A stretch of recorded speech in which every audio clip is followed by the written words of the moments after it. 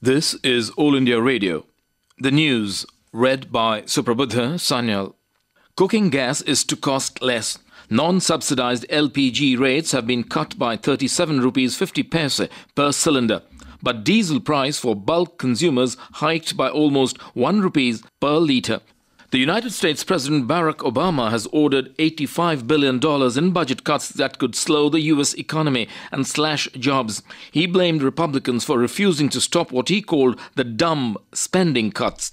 Obama complied with his legal obligations and initiated the automatic across-the-board cuts in domestic known as the sequester and defense spending, following the failure of efforts to clinch a deal with Republicans on cutting the deficit. The package of cuts was drawn up 2 years ago. It had been designed to jolt U.S. politicians into finding better ways to balance the books.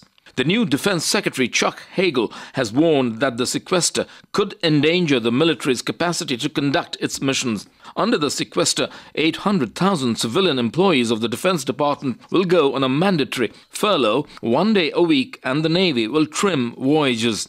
Defense contractors may be forced to lay off workers, and some federal health spending could be hit.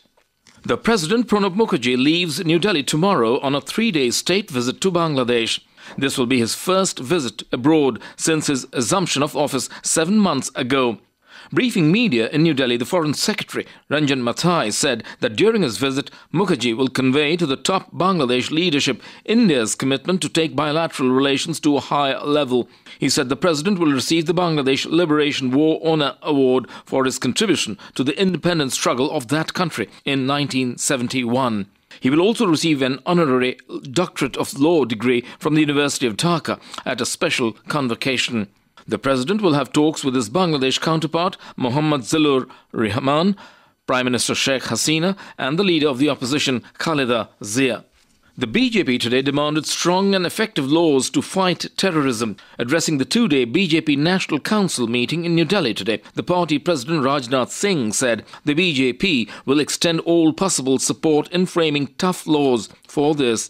He said the country is facing the challenges of terrorism, infiltration and Naxalism. Singh alleged that the Congress-led UPA government has failed on all fronts, including political, economic and the diplomatic fronts. Several senior party leaders, including L.K. Advani, leader of the opposition in the Lok Sabha, Sushma Swaraj, the leader of opposition in the Rajya Sabha, Arun Jaitley, and chief ministers from BJP-ruled states are participating in the meet.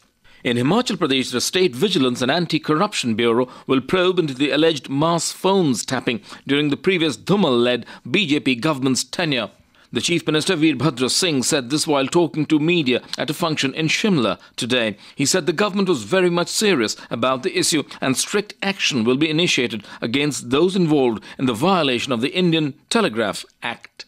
In Uttar Pradesh, the CBI has filed 10 charge sheets before a special court in Ghaziabad related to the alleged irregularities in construction and upgradation of 89 hospitals under the National Rural Health Mission.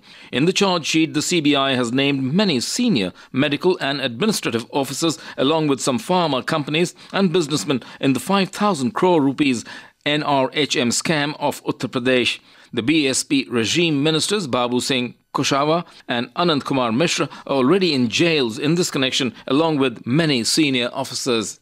India were 5 without loss in their first innings in reply to Australia's 237 for 9 declared on the opening day of the second cricket test in Hyderabad today. Virendra Sehwag on 4 and Murali Vijay, yet to score, were at the crease when stumps were drawn for the day. Earlier, Australia declared their first innings at 237 for 9. India's leading the 4-match series by 1-0 by winning the opening test by 8 wickets in Chennai.